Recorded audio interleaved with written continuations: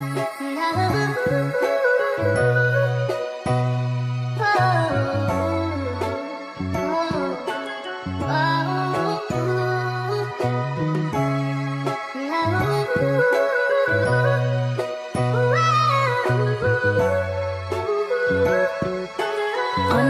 what have you created?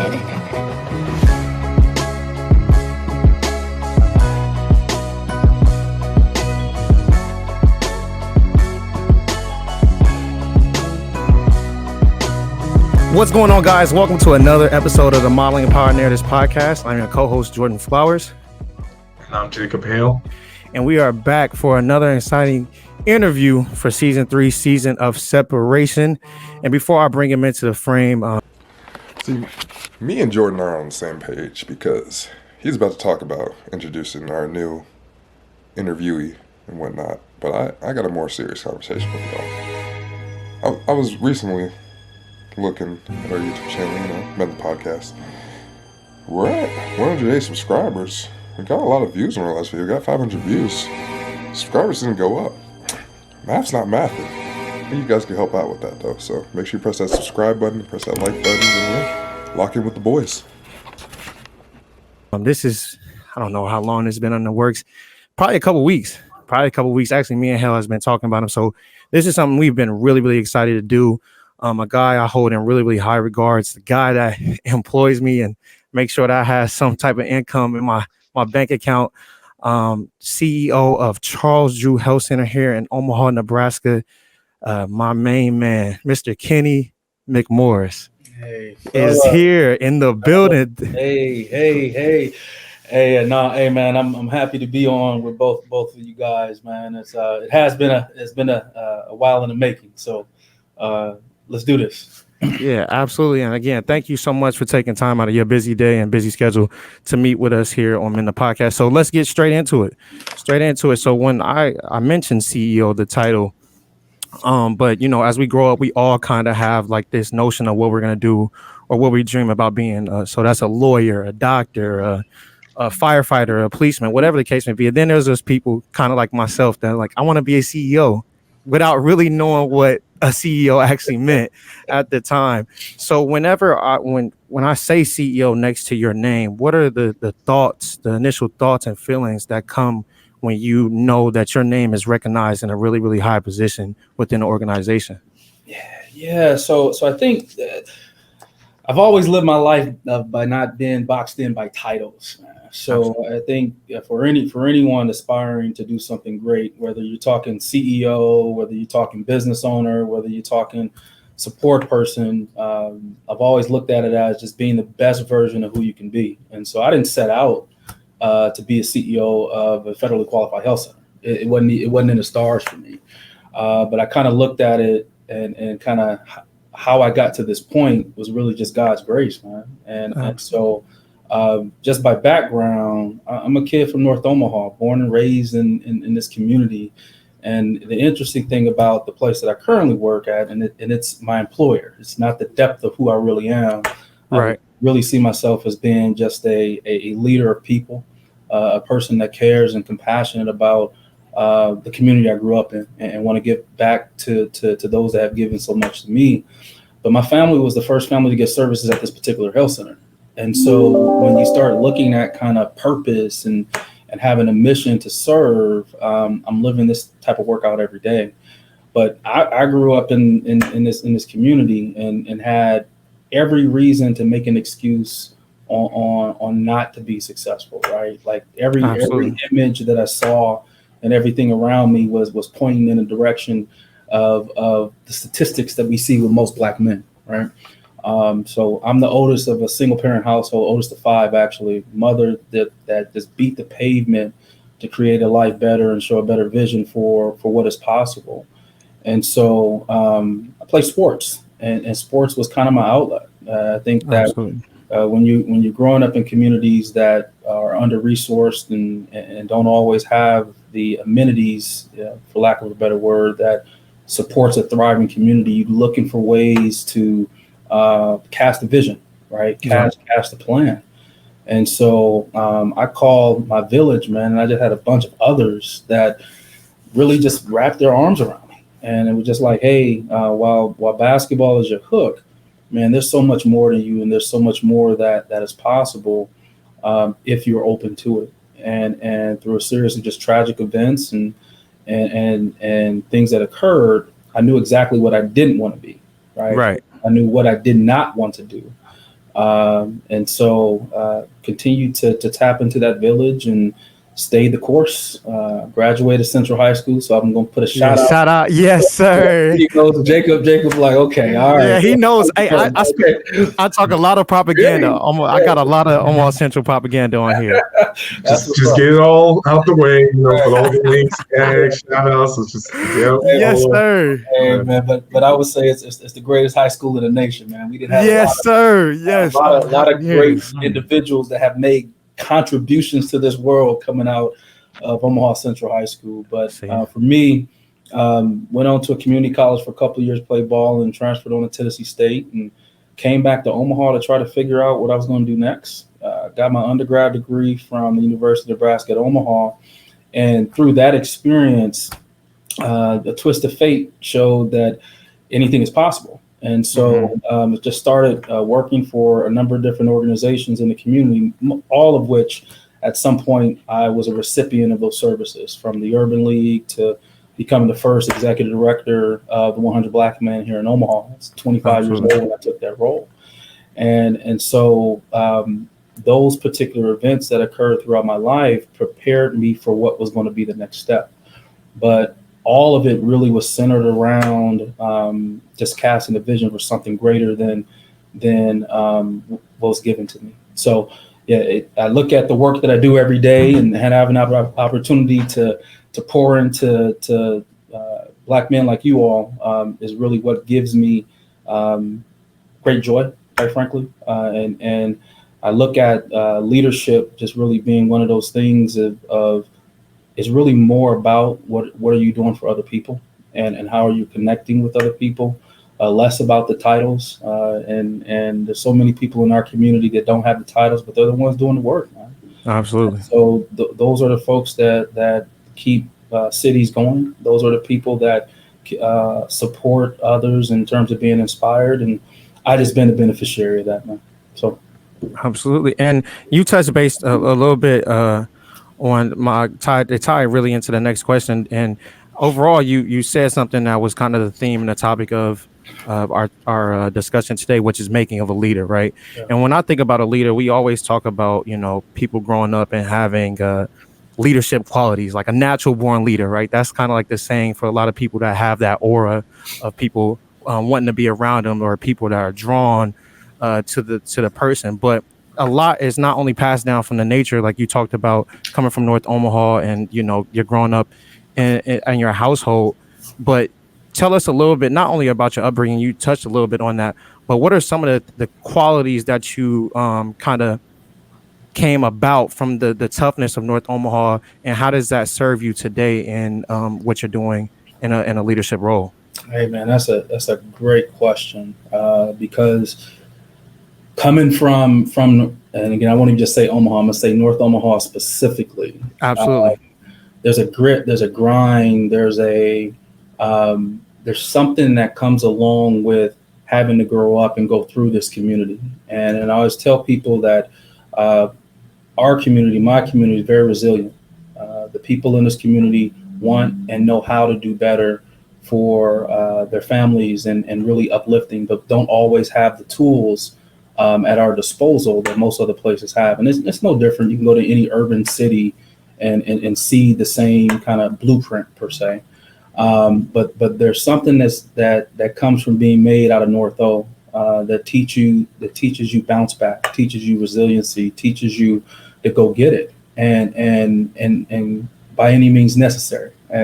We're the home of Malcolm X, right? And absolutely. So when you really think about it, those are the type of things that you wake up every day, put 2 feet on the ground, and you go.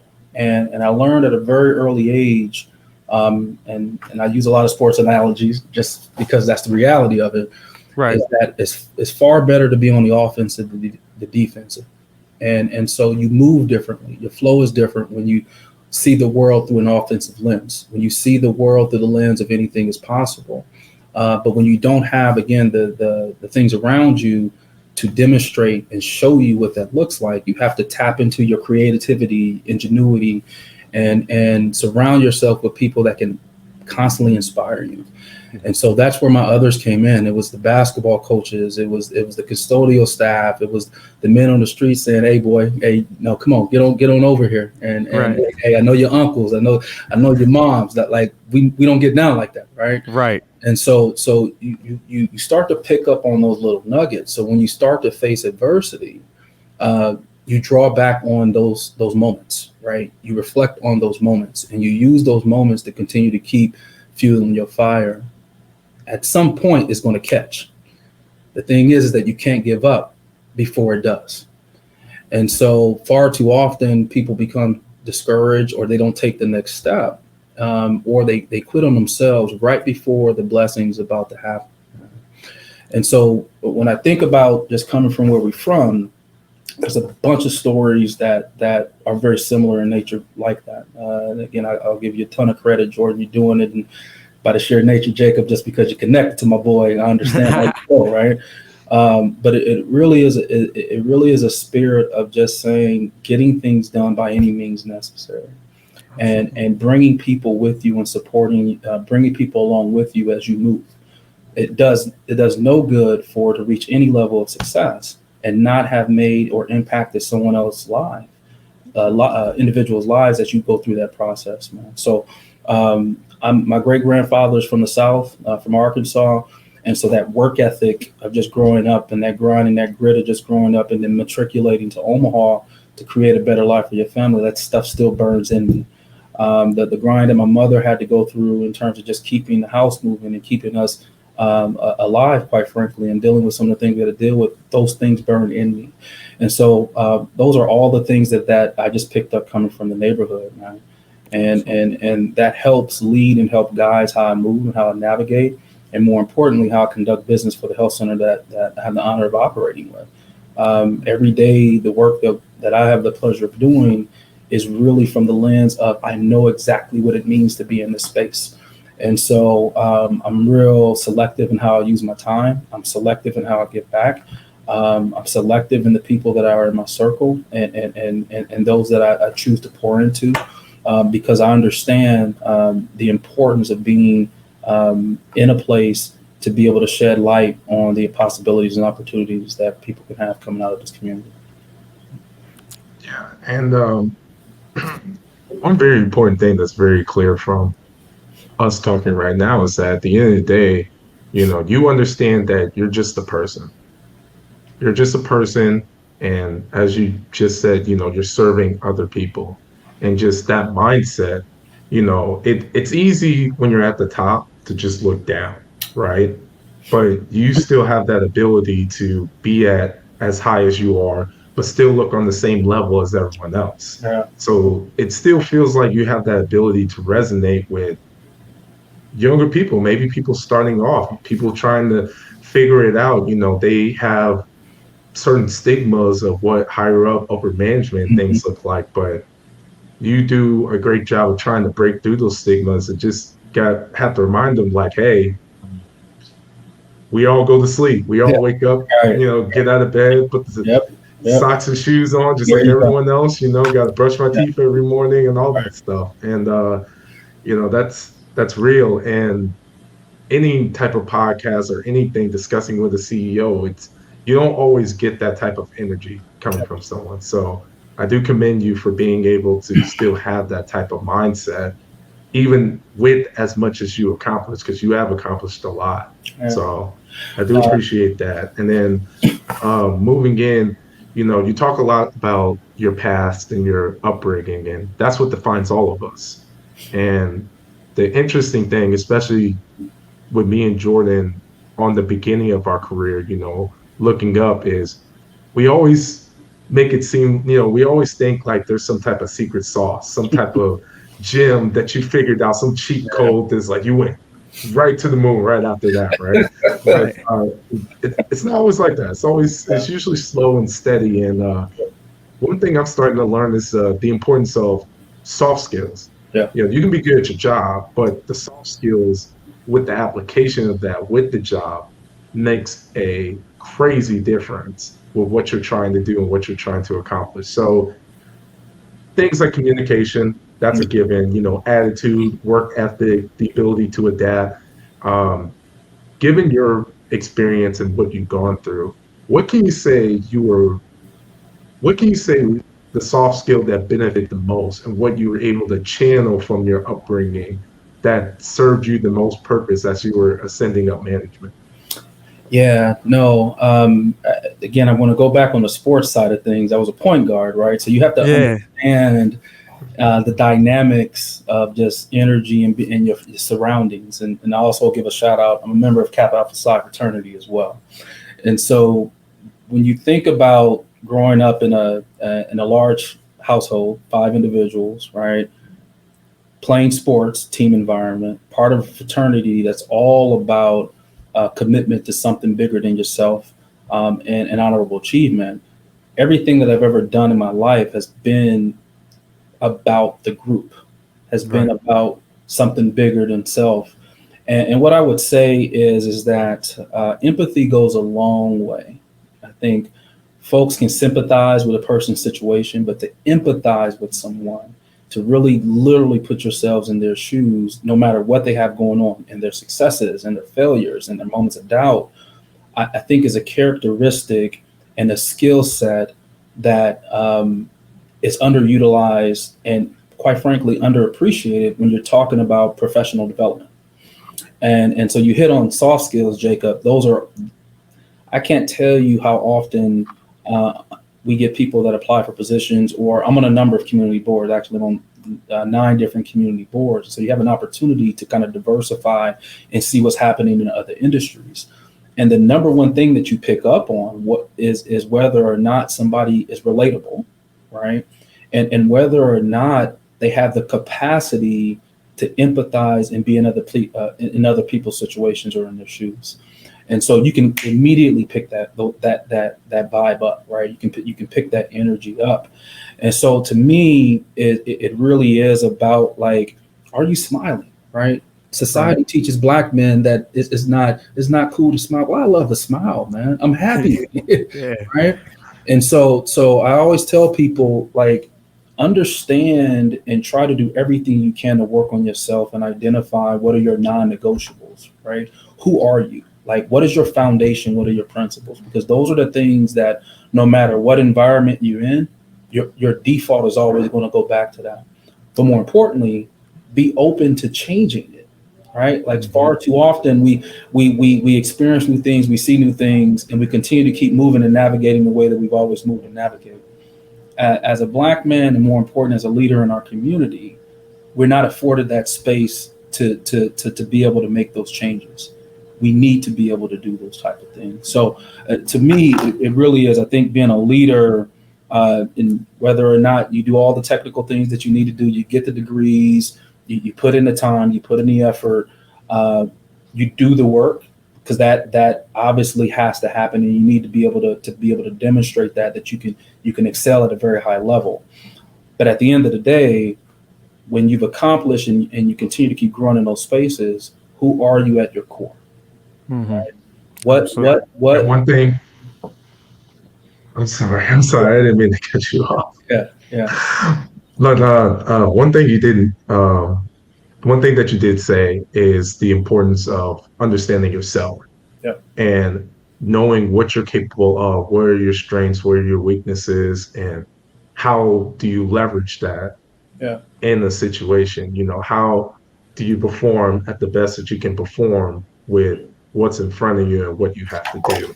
And it's interesting. Jordan says this all the time. This is a Jordan thing. But, when you're at that CEO level, everyone wants to be the CEO, but not everyone wants the responsibility that comes with being the CEO. There's a lot that goes with it. It's not just about, when you're at that level, it's not just about yourself anymore and your work. You have to facilitate, like you said, being a point guard. You have to put other people in the right spot so they can succeed and everything like that. And Jordan's big phrase is, heavy is the hand that wears the crown. There you go. Right? There you go. So there's so much more that you have to be accountable for that a lot of people would never know until you're up on that position. And one thing that you mentioned that I'm actually curious about is when you talked about setting personal boundaries. Mm.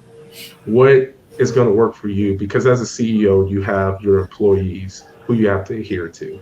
And then you also have your clients, right? And people that come into the hospital and everything, adhere to that, probably even more investors and everything like that. There's so much going around pulling you every different way that needs a little bit out of you, right? Right. Well, I'm curious is how do you set your own personal boundaries to where you're satisfying everyone else's needs, but also you're not neglecting yourself and what you personally need? Yeah. Yeah. And I will say that I'm a work in progress with that. I think that another part of being a leader is being able to speak to the fact that you're continually working, right? And being humble enough and being able to demonstrate that.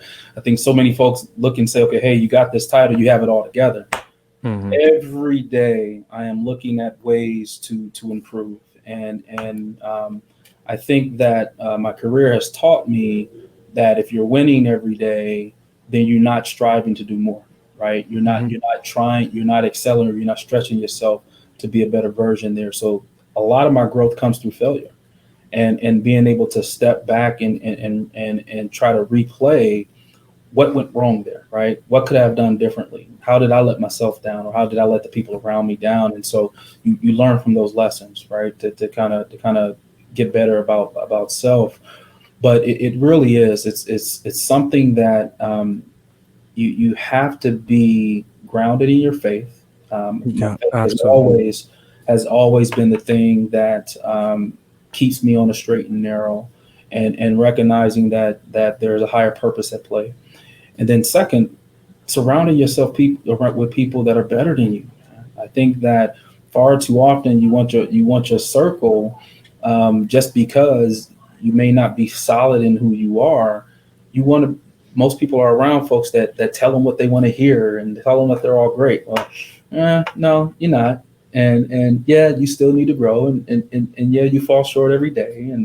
And so making sure that you surround yourself with people, personally and professionally, that are better than you. Mm-hmm. And so that takes a certain type of person to recognize that and then acknowledge that there's a lot of growth that you need to continue to keep doing as you mature and go through life personally and professionally. But that's always been my basis. My wife is my constant North Star. I have two young kids. I got a 13-year-old son and a 9-year-old daughter, and they're constantly a reflection of what is possible to me. Right. I learned a ton. Being a father is probably the greatest challenge I've ever had and continue to have.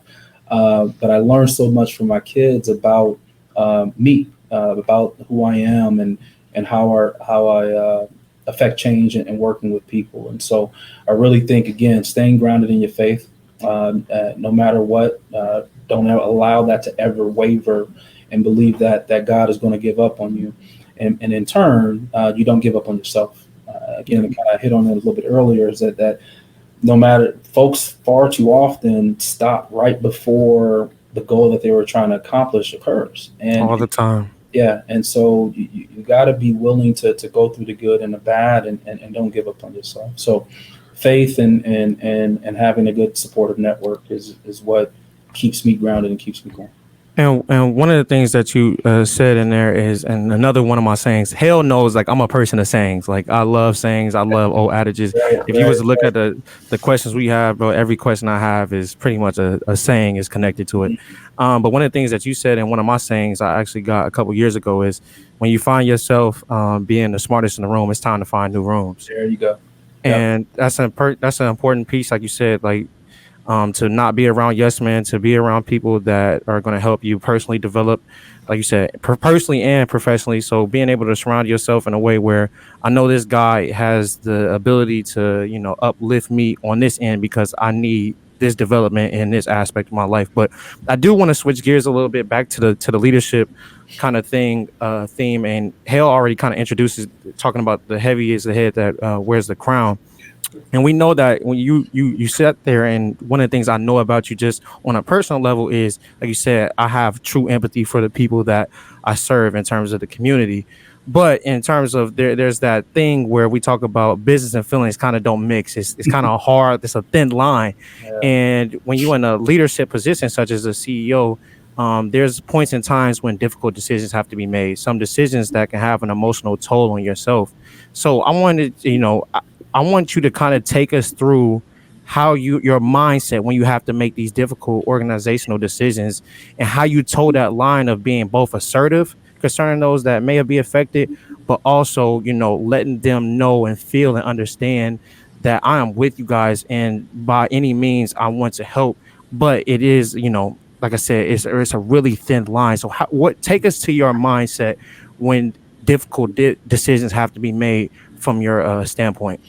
Yeah, and one thing I've always learned is that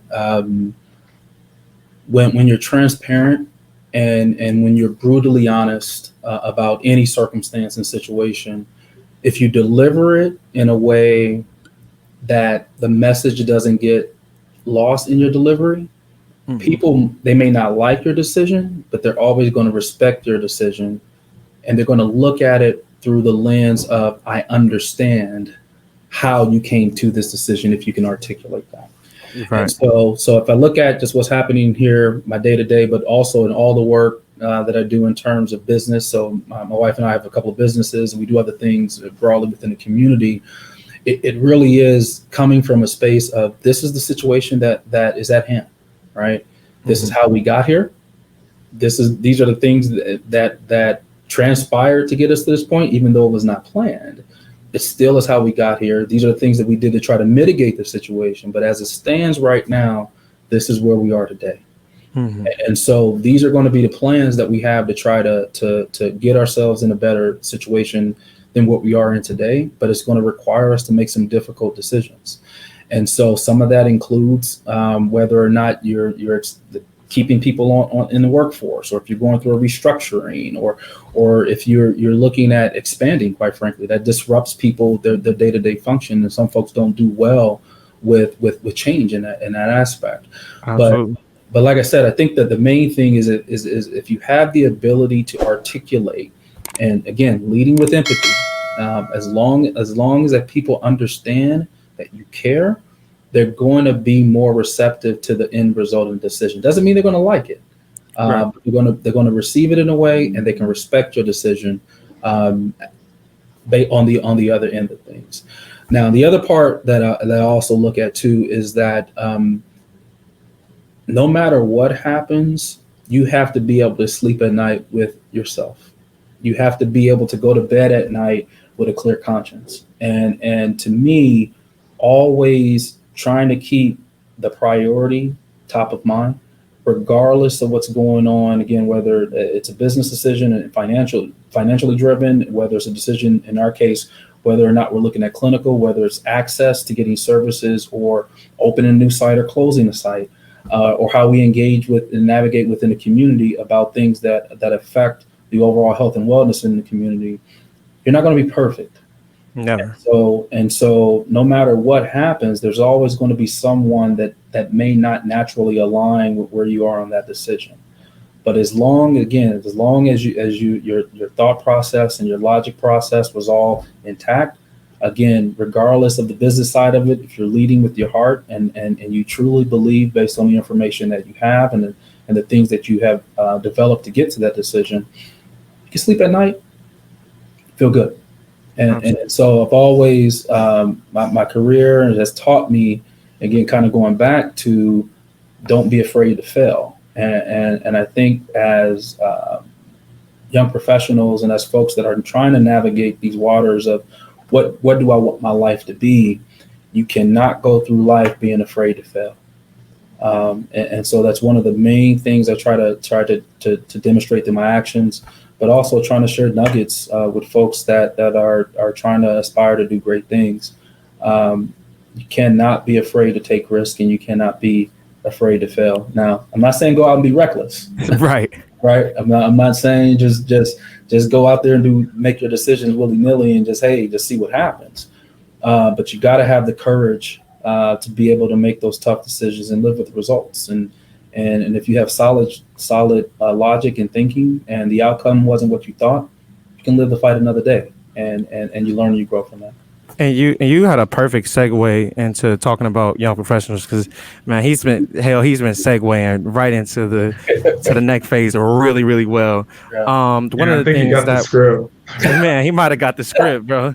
Honestly, but on a serious note, like you talk about, like, you know, young professionals, and both of us is trying to make it, and all four of us, quite frankly, are in our own roles. With me with psychology, Hale with engineering, Trey with nursing, and BJ actually is in the NFL. He do it all, man. I think he was computer science major. But I say it all to say is, when we're young professionals, as black men and young black men, as you were once yourself, you still young today, by the way. But the thing of it is that we're trying to shatter a lot of glass ceilings, right, and work our way into these rooms where our voices are heard and valued.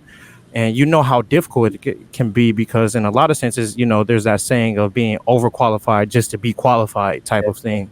And so can you take us back to a moment, or the moment when you believed that you had gotten through and shattered a glass ceiling and felt that your voice was not only heard, but also valued and respected amongst those who are well established within the ranks? Mm-hmm. Yeah. So I think about when I first was starting out, you couldn't tell me that just by the sheer nature of where I came from, I felt that there's nothing I couldn't do. Right.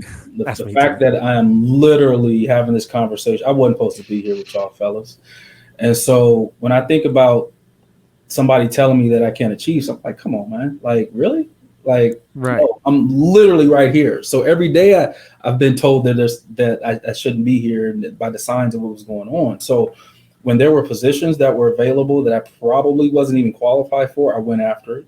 Positions that I was qualified for and I didn't get them. And so I distinctly remember there was a position that was open, and I won't say the name of the company, but that was open, that I clearly thought that not only was I qualified for, I was prepared for, and could do the job at a very high level. The one thing was I was too young. And so to here you go, you got this young gun coming in, acting as if he got all the solutions, and he has the degrees and he has all of these things. And it was when I didn't get that position, I felt it was defeat for me, but I wasn't defeated. And so when I reflected on that, all it did was prepare me kind of for the next moment, of which then at that point, what I consider to be the brain trust of the community, the black men and black women in the community, that said, know what, young gun, this is the moment for you, and this role is perfect for you in terms of your abilities, and then the ability to give back to this community. We need someone like you in this particular role. And so to get that seal of approval and that validation meant the world. I had already had a level of confidence in my technical ability, but to be able to get that from the OGs at the time made me feel extremely good, and feel as if I was ready to be in that particular position. But the legwork that had to occur, and being a sponge and trying to absorb everything led up to that. At a young age, anytime I met someone that I felt and thought their energy was good, I was like, there's somebody. I had no problem, and I still do this today. So it's not like I'm 25 years in doing a lot of this work, and I still don't do it. I still do it, but I would go up to them like, know what? I don't know what you do. I don't know how you do it, but whatever you got, I want to learn. And so there would be days where I would just get up 2 days a week, early in the morning, and just sit and observe. I was like, would you be willing to mentor me? And so I would always show up, be present. And when there was times just to go ahead and sit in a room and sit in on meetings, I wanted to get a sense of, how do you conduct business, right? What does it mean to be a professional? And so I was fortunate enough to have some folks that said, hey, come on with me on this journey. And all you have to do is show up and show an interest and be present. And that was easy to me, because hard work is who I am in my DNA. And so that meant early mornings, late nights. But those lessons were invaluable. You couldn't get it in a book. You couldn't have gotten it having a work study or anything else, or having an internship.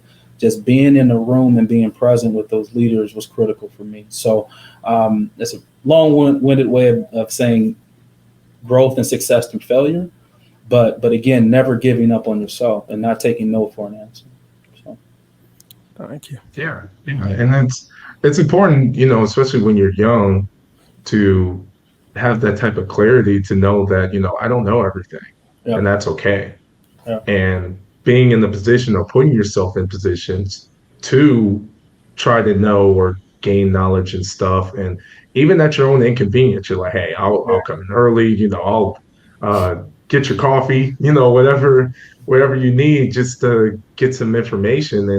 And like you said, eventually that resonates with people. And I know for sure with me, I try to apply that with my own life. And when I started my career, I was blessed to have a mentor, and that was one of his biggest compliments he ever said to me when he decided to retire, was that, you never said no to something. Every time I was like, can I show you something? Or we go off on a tangent, you're just right there. You're open, you're honest, you want to listen, you want to learn. And he was very thankful for that. And then on my end, I just felt like I learned so much more than I would have with that year and a half, 2 years that we had together. So we had a great relationship. We still talk, but he's in retirement, he's doing this thing. But that's the beauty of it. It's life, right? Those are life relationships, right? It just doesn't stop just because someone moves on to a different career. It's genuine, like I really do want to learn more and get better at my job, and just being humble enough to say, I am willing to learn. I'm willing to put my trust that you will provide for me. You will teach me. You will give me resources and things of that nature, not from a take, but out of a curiosity. Yep. And I feel like for a lot of younger people, that's something that definitely has been missing, that sense of curiosity, that sense of wanting to learn, wanting to gather more information. And it's weird, it's a different world. It's a different world from what I hear, for sure. I'm young, so I'm not going to say like I knew something different. But, no, lean into your space. You definitely feel that it's right. Yeah. You definitely feel that it's a changing world for sure. A lot of pros, a lot of cons that are coming out of it. But one thing in particular is, you talk about these older upper management people and how hard they work to get to where they are, how much they humbled themselves. They came in early, stayed late and everything. And that type of mantra, that type of understanding isn't being brought on by the younger generation that's coming up. Yeah. So I'm curious, what would you say would be your advice or your reasoning for young people or just a younger audience in general to be like, you don't give up. Whatever's going on in your past, whatever your childhood, whatever's going on, don't give up, keep fighting, keep working hard. The same principles that you had that got you to where you are. What would you say would be something that you would give or advice you give to younger people to get, reach towards a result like that? Yeah. No, it really is. There's no substitute for hard work. I think that no matter what you do, no matter what profession that you're in, you're going to have someone that's smarter than you. You're going to have someone that's probably more creative, they're more innovative. If you're an athlete, they're faster, they can jump higher, all of those things. If you want to be great, you're going to be around people that are just flat out better than you, right? But at the end of the day, there is one thing that is always, in my experience, has been the equalizer, and it's hard work. And so you have to pride yourself on being the one that's never going to be outworked. You always have to be prepared. I tell everyone, have a personal mission statement, something that, and I love the fact, Jordan, that you have these words of affirmation and you have these sayings, because those are constant. I think the more that you surround yourself and surround yourself with positivity, by using words of affirmation and having sayings, I think that perpetuates good vibes and good energy. Right. I always tell people, have a personal mission statement. And so something that you can always draw upon, something that's a constant reminder of what's possible.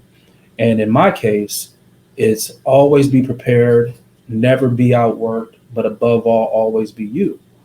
And to me, that summarizes, no matter what happens, you're not going to outwork me.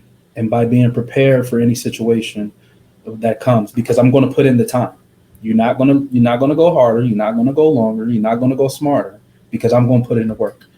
So I think it's really important that anyone recognizes that you have to put in the work. You just have to. I recognize and understand, I think we all do, that we are in a microwavable society, right? People want wins. They want to see things right away. But I really think to the detriment of the greater society if we operate in that space constantly. Now, I look at you all and the younger generation, and I love the way you guys are moving. I love the way that you see the world. I love the way that you see what is possible. And anyone that has come before you should be proud of what's happening, right? We should say, when I see both of you, I tell folks, like, this to me, we're in good hands, right? All of us are not these, the black men that I'm around, the black women that I'm around are not all these statistical numbers that we're seeing. Everyone's not gangbanging. They're not baby daddies. Everyone's not in that space. And so we have a lot of great young people that are going to carry the torch and move society forward. We just have to figure out, how do we pour into them? How do we uplift them? How do we support them to continue to keep getting them to understand that, yes, you can do this. You can make it happen, but it's going to require hard work. There's no shortcuts, no matter how you slice it, especially for first generation, especially if you're the one that's trying to create this generational wealth. And my wife and I always talk about, like, we're not going to be around to be able to see a lot of the things that we're putting in place, but we are the ones that are taking our name and being able to make it better for our kids, our grandkids, and great grandkids. And so I think that's the beauty of trying to see and do the things that we're doing, is that how do we pass this down in a very tangible and meaningful way? But I feel really good about the hands that we're in, man. So I'm not saying like I'm an old dude, but the Still fact, young. yeah. But the fact is that we're better now than where we were. There's some unique challenges that we're dealing with. Don't get me wrong, but I feel really good about the progress that's being made in the next generation. So. And you brought up something really, really important as we close this out, this interview out here in a second. But one of the things that you brought up particularly is for our generation, and me and Hale, we talk about it all the time. Actually, I think there's a podcast in a book called Generation Y and WHY. And I think our generation is in the perfect sweet spot to make changes and make headways in a lot of ways, because we're still connected. We grew up in old values for the large majority of half of our life, right? No social media was around, I think, until we were like 11 or 10. So we got to form a personality, and we got old school values as well, because how we grew up with our parents who were connected to their grandparents. Yep. But we also are young enough to now initiate and to grow into the technology advancements and all the things that's going on within science, and just the world is booming in so many different ways. So I think we're in that sweet spot where we're able to kind of take from both. Right now, what we do with it is, important, in terms of making headway for change. But I do want to transition into the last two things, which is, I think he's the third contestant, Hale, on the Jordan's Flowers segment, right? So I got a little thing, man, where I had to look a little play on my name, and I try to find stuff that's catchy. But I think it's really important for us, as particularly as not only black men, but just males and just people in general, to give people their flowers, right? We often do that too late when we're burying people, to let them know how much we recognize not only what they're doing for the community, but what they stand for. And so I want to sit here and let you know how much I appreciate you for taking a chance on somebody, like you said, that, or what you were talking about in your own story.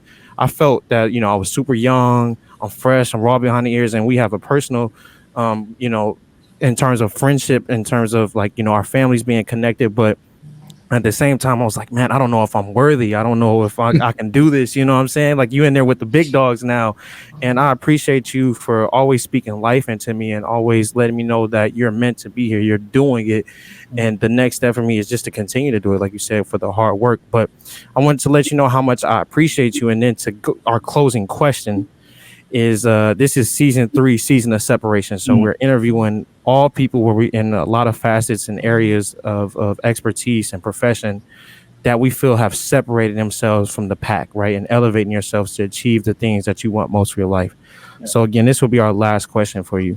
With the objectives that you have in front of you, personally and organizationally, what will it take from you to ensure that these goals are met and exceeded?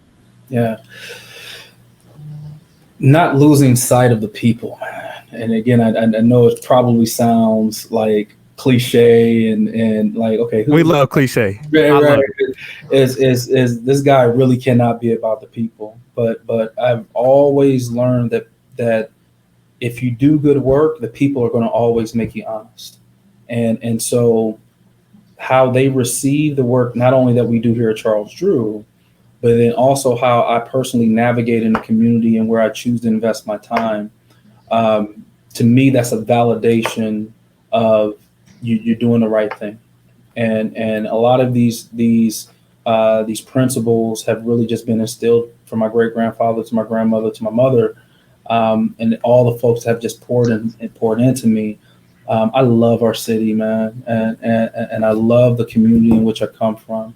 And so I've just been blessed enough to be in the space in which I'm working, right? Not too often you get a chance to work and develop and grow with all in the same community. And I've just been fortunate to be able to do that. So it really is always make sure that you're trying to do everything you can for the people, and creating a path for those that are going to be coming with you and behind you.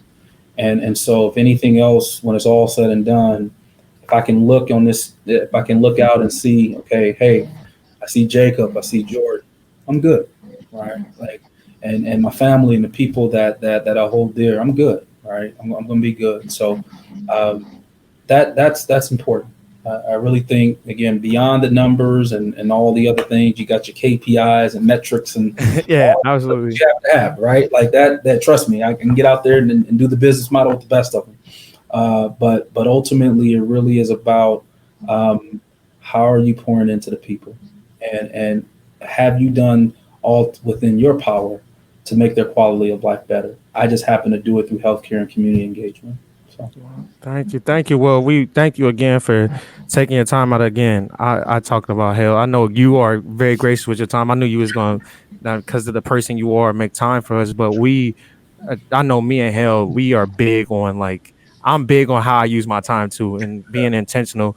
And so if I respect so much of my time and how I give it out, so I can only imagine that's the same thing for you. So we appreciate you for doing this, not only doing this, but understanding how important it is for somebody to take time out of their day to do this. And so we want to sit here and say thank you so much for this. Was a really, really great interview. You spread so many wise gems and things of that nature. Anything from you, Hell, as we wrap up? The only thing I would say and why this season has been so phenomenal is, when I think about it from a perspective standpoint, when we post this and put it all together, this is always going to be there. Yeah. It's always going to be there. You're always going to be able to look into it. And I was graceful to interview one of my good friends. He's a content creator. He's, in my opinion, right about to blow in a good way, in terms of getting up into that higher level. And one thing I told him, which the same thing I would tell you, is that, you're going to be able to show your kids this, and then they'll be able to show their kids this. And there'll be a time where they'll wonder, what were you thinking? What was going on? What was this person like? And we're going to have this great body of work to where they can sit down. It's like, in a private setting, in a focused setting, this is how this person thinks. This is how he talks. This is what he's all about, right? And I'm honored, as an interviewer and just a person building up our own platform, but just to have all these great people, all these successful people that you're able to capture their body of work in real time. Yeah. You're able to capture a moment for them for the rest of their lives. And just having that back catalog that we're going to build with all this is just, it's humbling. And I promise you, I'm definitely going to rewatch this as I rewatch all the episodes, because it's just, there's just so much you gain out of it by having these types of genuine conversations and giving these platforms for people to really just speak their mind. Yep. Like, we have a script in terms of questions, but really just allow you to create for yourself on what you want this to be about, what you want your content to look like, you know? So it's our platform, but in a sense, it's your own content that you're making just on our platform. So it's a cool perspective. It's interesting. Every interview is different, and every interview, I always feel like I learned something that it's going to change my life. So That's what's just up. another one of those interviews I'm grateful to be a part of. Oh no, hey man, like I said, I really appreciate. This is dope to me, and I think again the fact that you all have the courage to put yourselves out there, right? To have a platform or create a platform that allows for this different type of dialogue. A lot of people can't do that, man. It speaks volumes of you all and the squad and the team. Just commend it. I commend it, man. I didn't tell. I think Jordan may know this, but my wife and I have done reality shows, and I'm not. Yeah, my mom let me know. Yeah, a couple of other things, and so we've been fortunate enough to do kind of some big productions. But I really think that you guys got something to be in season 3. You say season 3 now? Yep. Season 3, and continuing to build upon that. Keep going, and I'll be there to champion, to celebrate you guys along the way and help out in any way I possibly can, man. So thank you so much. Well, as we always say, like, subscribe, share, and again, we want to thank you so much, Mr. Kenny McMorris, CEO of Charles Drew Health Center, for being on Season of Separation. Thank you, guys. Love. Nah. Nice.